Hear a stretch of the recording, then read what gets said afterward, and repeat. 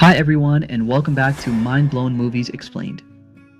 Today we take a look at Big Nothing, a 2006 black comedy crime film. Watch out for spoilers. Don't forget to subscribe. Just one click helps the channel. It's completely free and you'll get more epic movie explanations in your feed. The movie opens with Charlie, a former English teacher currently an unsuccessful author. His wife, Eli, a police detective, explains that their quiet Oregon town is shaken by a brutal serial murderer known only as the Oregon Undertaker.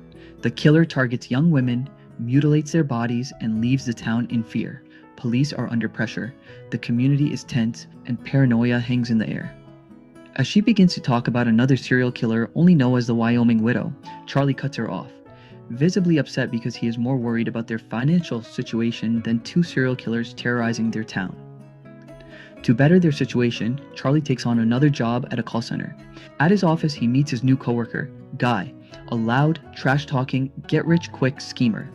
Within minutes, he's fired on his first day for following in Guy's footsteps to trash-talk a customer while accidentally leaving the mic on. Defeated and broke, he heads outside, where his coworker, Guy, approaches him, claims he has a foolproof plan to make easy money.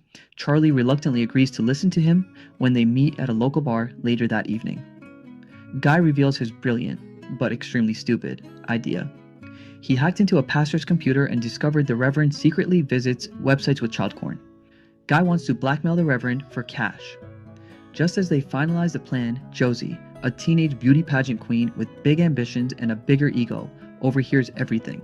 Instead of reporting them, she insists on joining the scheme, threatening to expose them unless they cut her in. Now the chaos trio is formed: Charlie, Guy, and Josie. Josie makes the call as the group listens. She demands some hush money for the Reverend, who accepts to pay later that night. The plan is simple. Guy will confront the Reverend while Charlie sets up an alibi at a bar, claiming Guy is refilling at a gas station owned by a blind man, and Josie will stay behind and manage communications. But everything goes wrong almost immediately. Charlie goes to the bar to loudly talk about Guy being at a gas station, a fake alibi. The problem? The real blind gas station attendant is drinking at the same bar. Charlie panics and sprints to the Reverend's house. Inside, he finds the Reverend in a pool of blood on the floor, no Guy in sight. Not knowing what else to do, Charlie panics. He drags and dumps the Reverend's body into a septic tank to hide it.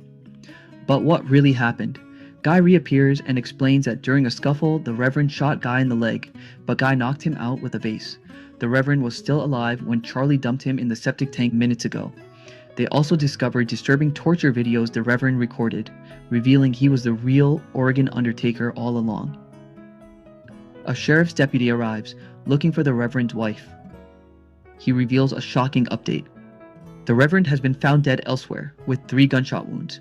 This means someone else has been impersonating the Oregon Undertaker.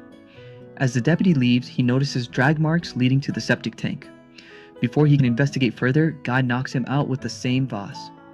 When things appear to have gotten out of hand, Charlie asks out. But moments later, he returns with the Reverend's furious wife pointing a gun at him. She confesses to shooting her husband because she had enough of his weird fantasies.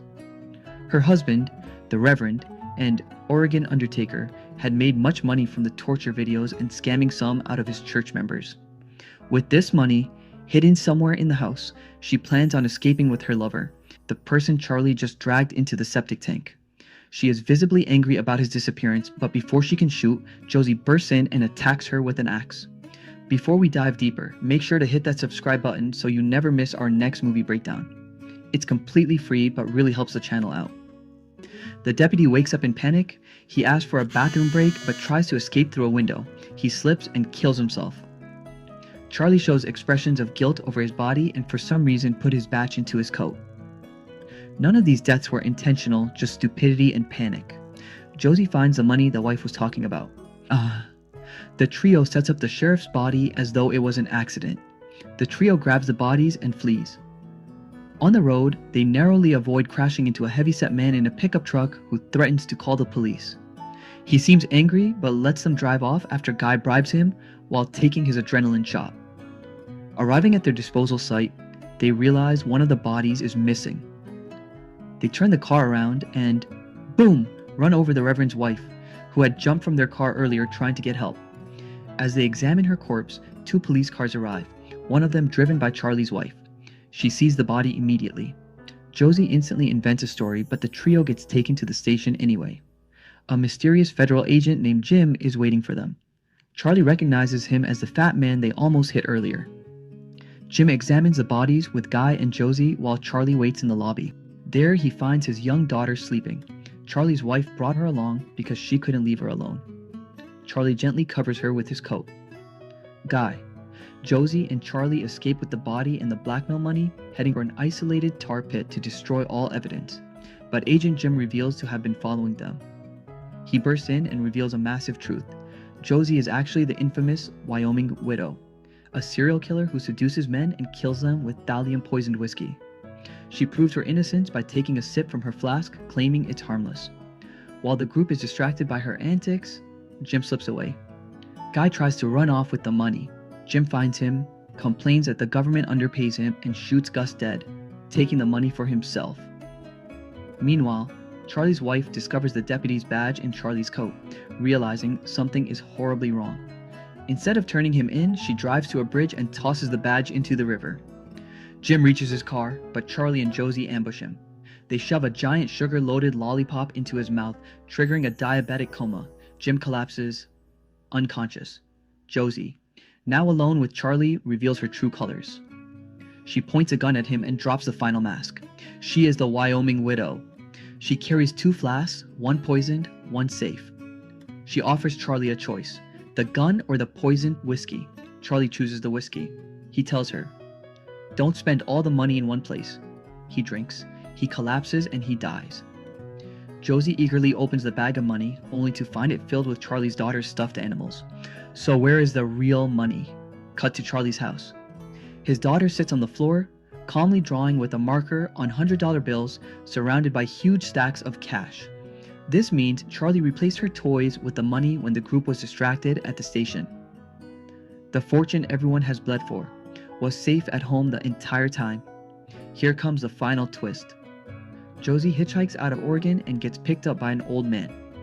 When he steps out to check something, she secretly reaches for her poisoned whiskey. He lifts a tarp in the back of his truck, revealing a woman's bloody leg, meaning he's hiding his own victim.